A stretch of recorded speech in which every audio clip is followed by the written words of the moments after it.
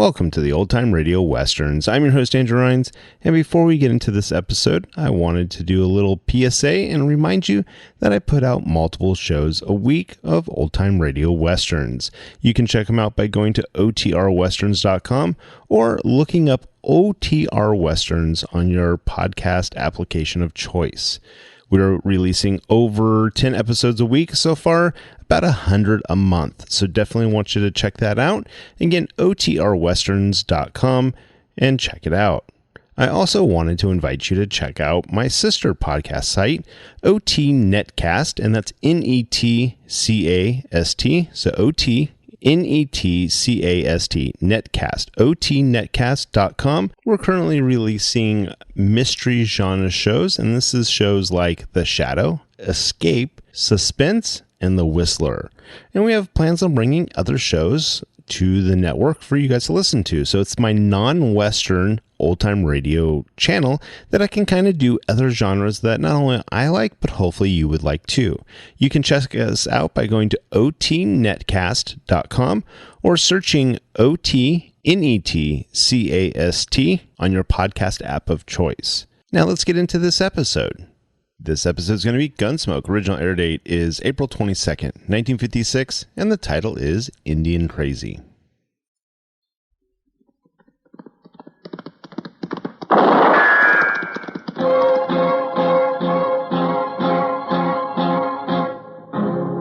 Gunsmoke, brought to you by Chesterfield. Chesterfield packs more pleasure because it's more perfectly packed, thanks to Accuray.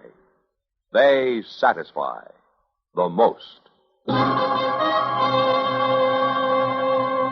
Around Dodge City and in the territory on West, there's just one way to handle the killers and the spoilers, and that's with a U.S. Marshal and the smell of Gunsmoke.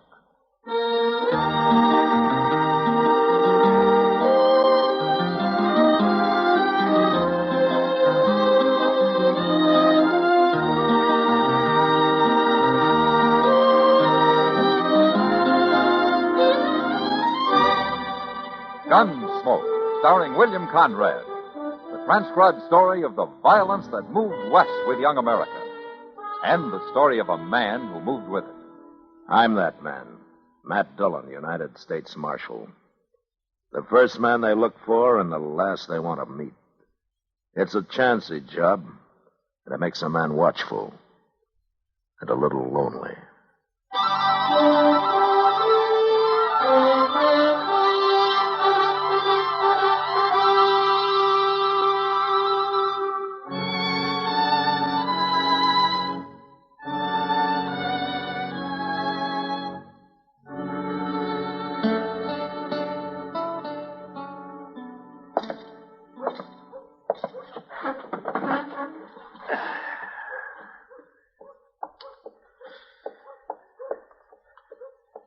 Hey, Kitty. Huh? What's your hurry? I'm late for work, Matt. I should have been at the Long Branch an hour ago. I was just over there. The place is full of nothing but loafers. Why, there isn't a dollar in the crowd. I never saw a loafer yet who didn't have at least a few pennies hid out somewhere. Maybe you're right, Kitty. Of course, sometimes you have to pull his boots off to find it. That's all in a day's work. Mr. Dillon? Who's that with Chester? Yeah, I don't know him. Look at the spread of that man's feet, Matt. He looks like a buffalo. They are pretty big, all right. I'll see you later, Matt. Okay, good luck, Kitty. Mr. Dillon, this here is Mr. and Miss Jollop. How do you do? The Jollops has bought themselves old Mather place down at the head of Salt Fork. Oh, well, that's about 60 miles south of here, isn't it, Mr. Jollop? Well, that's what they tell me, Marshal. Of course, we ain't never been there. We're on our way now. Well, you'll have a good neighbor down there, Miss Jollop. Bob Oren lives only about 10 or 15 miles from you. Well, that's what they wanted to see you about, Mr. Dillon. What? Well, we met this here Bob Oren right here in town today, Marshal. Oh, did you? Now, see, we paid good money for that place. But, well, my wife and me, we've about give up going down there. All we've been hearing about that country. And we met this Oren fella down the Santa Fe Depot today. Now, he said 'twas all lies. And they want you to tell them the truth, Mr. Dillon. Yes. What? The truth about what? About them Indians, Marshal. Them Comanches. Everybody but Bob Orrin. Everybody says that country down there is just full of them. And he lives alone. He's got no woman with him. But me, I didn't come west to get captured by no Indians. I've read about that. It's bad what they do to women. I don't intend to expose my wife to nothing like that, Marshal. And we want you to tell us the truth, Marshal. You're the law here, and we'll believe you. Well, that was Comanche country, yeah, but it isn't anymore. I doubt if a single Indian's been seen down there for 2 or 3 years. They're all on the reservation now. Is that the truth, Marshal? You swear that's the truth? Well, you can go out to Fort Dodge and ask the Army. They'll tell you. No, we'll believe you. Well, you can believe Bob Orrin. He's lived there quite a while. All right, then. Laura? Let's get going, Will. I'll brave it. All right. I've got a ride down your way in a few weeks. If you don't mind, I'll come by and say hello. Oh, you'll be welcome, Marshal. Pleased to see you, Marshal. Goodbye. Bye. Goodbye. Ain't you taking a little too much responsibility for that, Mr. Dillon? Now, what do you mean, Chester? Well, how can you say every Comanche in the country is on that reservation? I think they're taking a big chance. Maybe Bob Orrin ain't seen none, but that don't mean nothing, not when it comes to Indians. They're chancing the weather, too, Chester. And they know it. Yeah, maybe so. But I'm glad it wasn't me told him.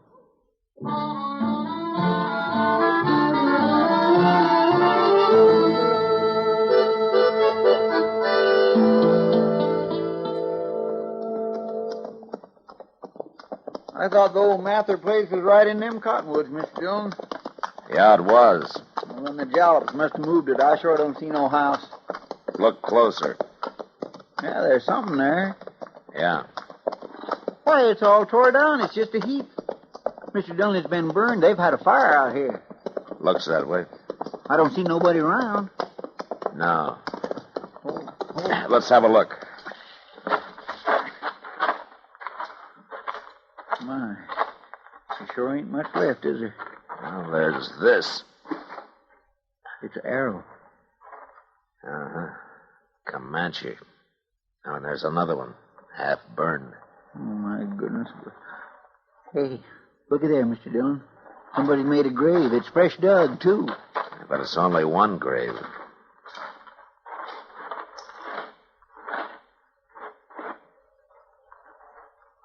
It's not very deep either. Just a few inches. You gonna dig it up? I gotta find out who it is, Chester. Oh. You mean if it's Mr. Jallops, then they took her alive? That's right. Yeah, but Comanches wouldn't bury nobody, Mr. Dillon. No, they wouldn't. It's her. She's been scalped. Oh, ain't that awful?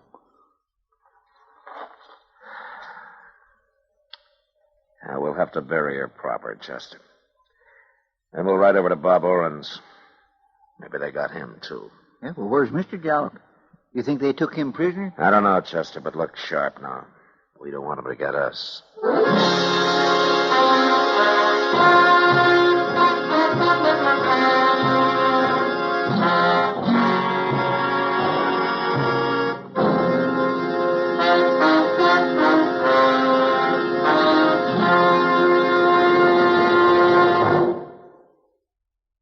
You've heard Bobby Haggard whistling it on radio and television. Right now, a country-style version. Okay, partners?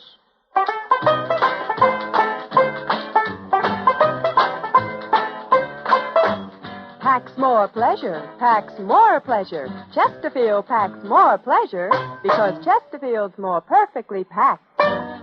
It stands to reason a cigarette made better and packed better, smokes better, tastes better. And Chesterfield is more perfectly packed by Accuray. This electronic miracle removes human error in cigarette manufacture. So Accuray Chesterfield is firm and pleasing to the lips, mild yet deeply satisfying. Yes, Chesterfield gives you something no other cigarette can give you. Chesterfield packs more pleasure because Chesterfield's more perfectly packed. To the touch, to the taste, Chesterfield packs more pleasure because it's more perfectly packed. By Chesterfield. Mild, yet they satisfy the most.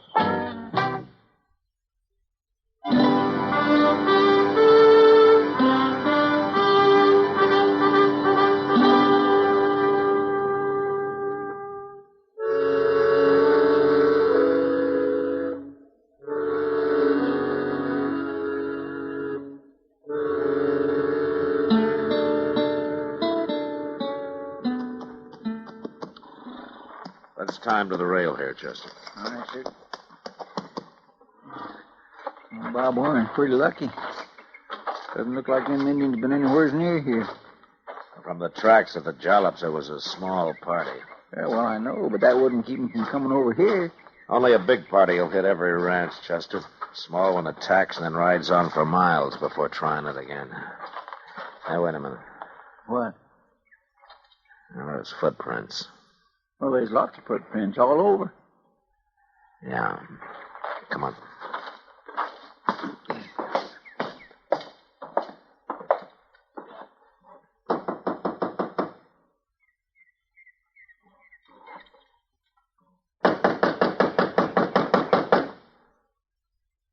I guess Arn ain't home. He's gotta be. Didn't you notice that saddled horse in his corral? You gonna walk right in? Oren! Hey, Oren! Marshal Dillon! Oren! I told you there ain't nobody here, Mr. Dillon. I'll look in the kitchen, Chester.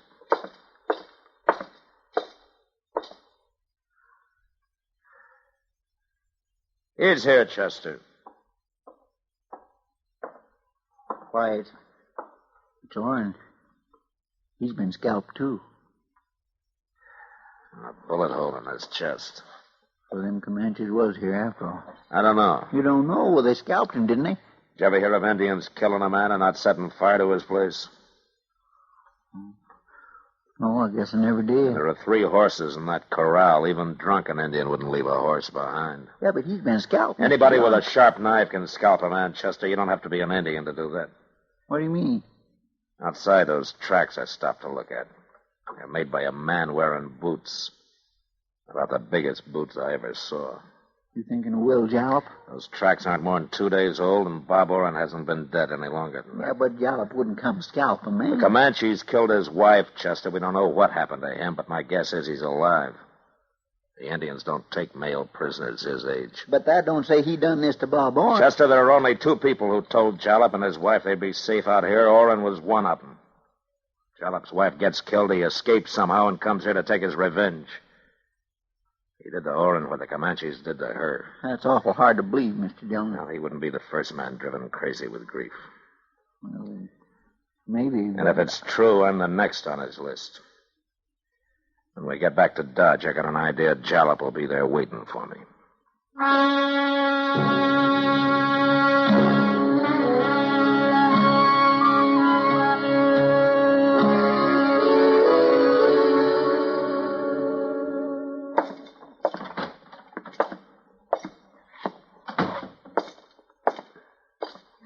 Evening, Matt. Hello, Kitty.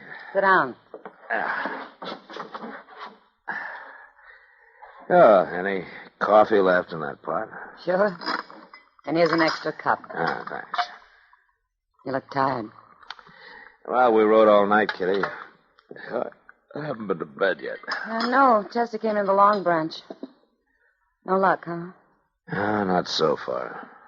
You could be wrong about him, Matt. Jalop might be in Colorado by now. Yeah, maybe. He might have killed Bob Oren, sure, but it's kind of hard to believe he'd come to Dodge looking to scalp a gun-bearing U.S. Marshal. Well, I'm beginning to think maybe you're right, Kitty. Maybe I made a mistake about the whole thing. But somebody killed Oren. Yeah, they sure did. Guess I better go out there and have another look around. With all those Comanches on the warpath? I know there are only 3 or 4 of them, Kitty. Some young braves who jumped reservation last week. How do you know that? I reported the whole business to Major Honeyman at Fort Dodge. He told me about it. Well, even so, isn't he doing anything about him? Yeah? He put a company of troopers in the field. Sure. All they'll do is kick up a lot of dust. Probably. Well, Kitty, I think I'll turn in for a couple of hours. I need some sleep. It's the best idea you had yet. When Chester comes in, will you tell him I've gone to my room, huh? Yeah, I'll tell him that.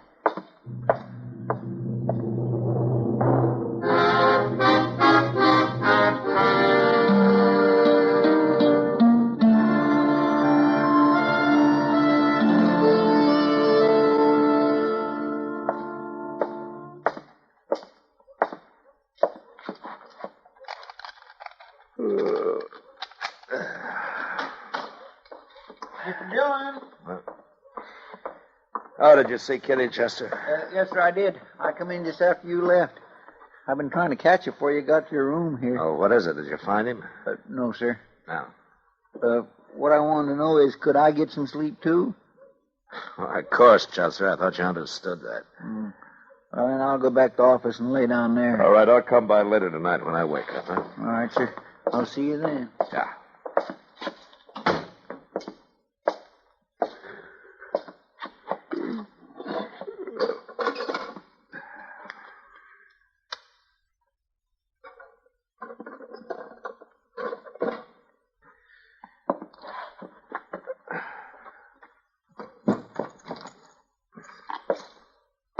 Don't move, Marshal.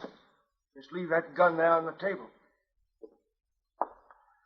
This here's a mighty short-barreled shotgun, Marshal. I stole it off of Bob Orrin, and it's loaded with buckshot. I've been waiting for you. I've been waiting hours. Busted in the back window, if that's what you're wondering. No, that's not what I'm wondering, Jalop. What? I'm wondering how you got away from those Comanches. Seen them coming. Climbed up one of them big cottonwood trees. They looked. They never found me. You mean you left your wife to fight them? I left her, all right. You betcha I left her. Coward. Terrible, them Indians. It was terrible. But I fixed Bob Orrin for it. He told me it was safe out there. Now I'm going to fix you. Going to take you right down by the river, Marshal. Going to fix you there. You just make one move on the way, and I'll leave you in two big pieces. Now you walk.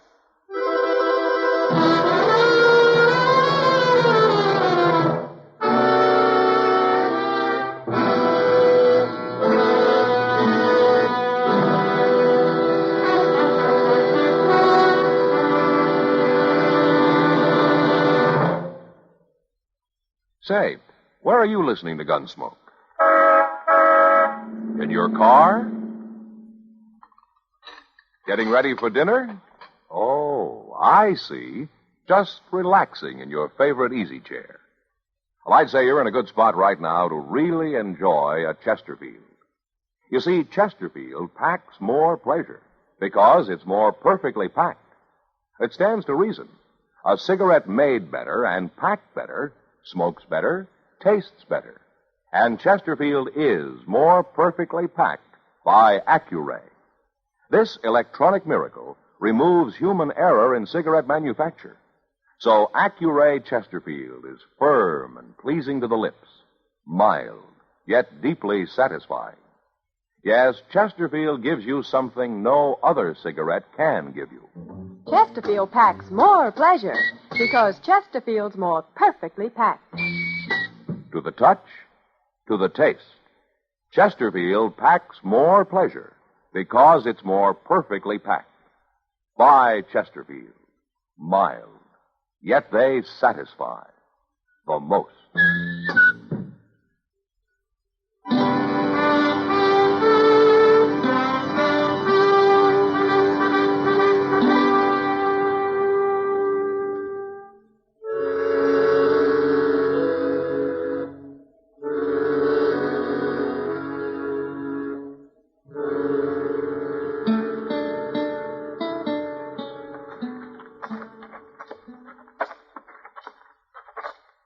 Fair enough, Marshal.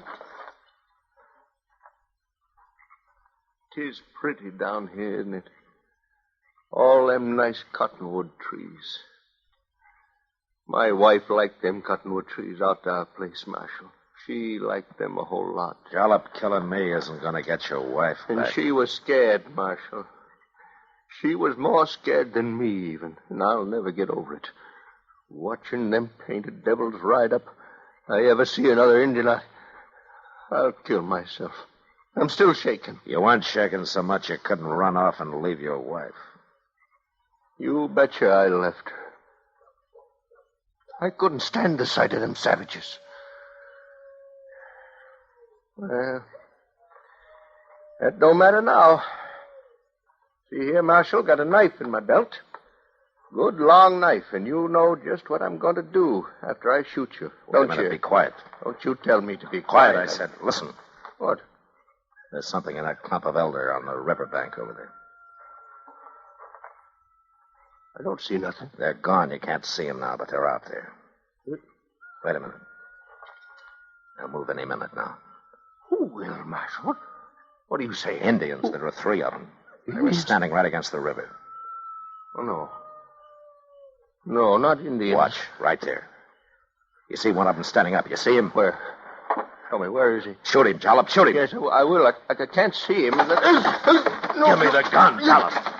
Hit me, Marshal. You was fooling. Let go of it. No,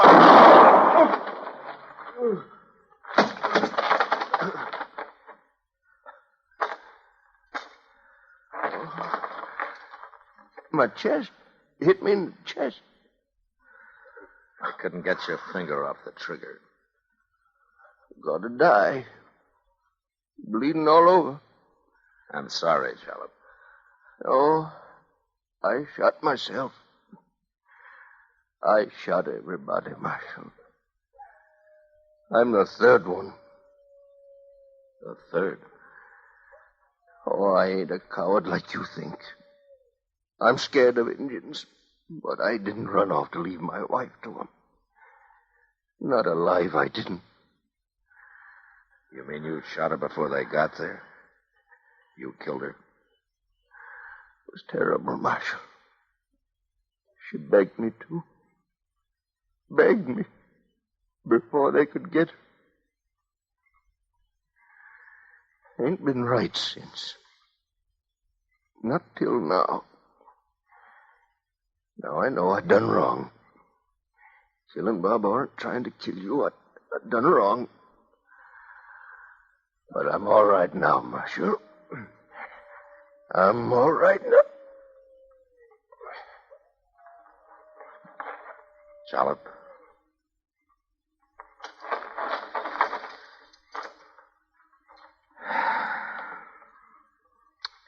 Yeah, I think maybe you are now.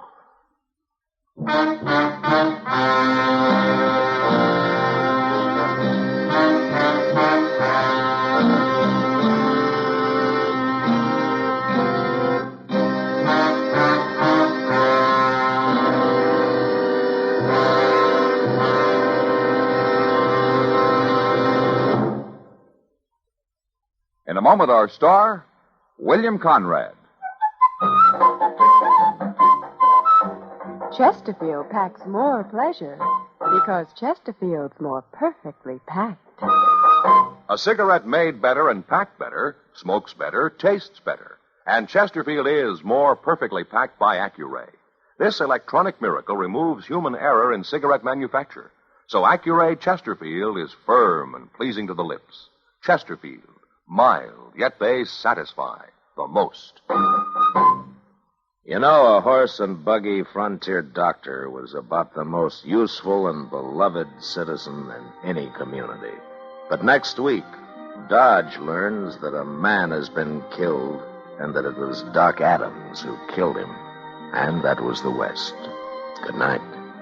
Gunsmoke, produced and directed by Norman MacDonald, stars William Conrad as Matt Dillon, U.S. Marshal. Our story was specially written for Gunsmoke by John Meston, with music composed and conducted by Rex Corey. America's medical schools urgently need your help. Join the National Fund for Medical Education today. Write Medical Education, Box 313, New York City.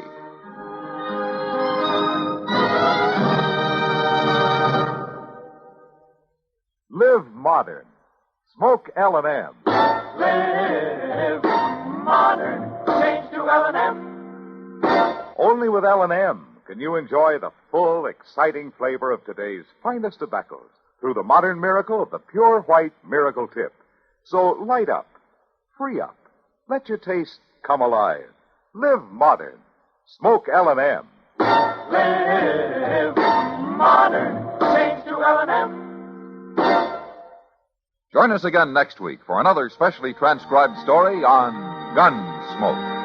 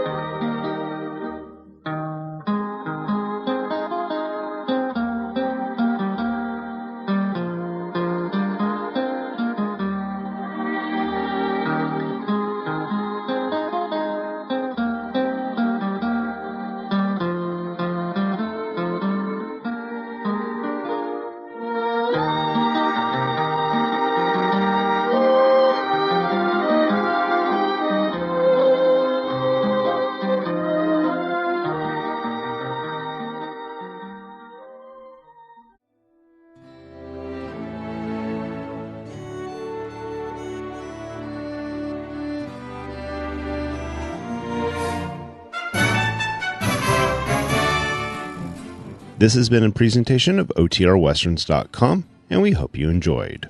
Please take some time to like and rate our shows in your favorite podcast application. Follow us on Facebook by going to OTRWesterns.com/Facebook. Subscribe to our YouTube channel by going to OTRWesterns.com/YouTube.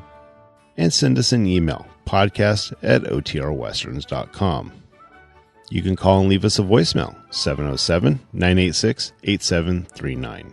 This episode is copyright under the Attribution Non-Commercial Share-alike copyright. For more information, go to OTRWesterns.com/copyright. Have a great day, and thanks for listening.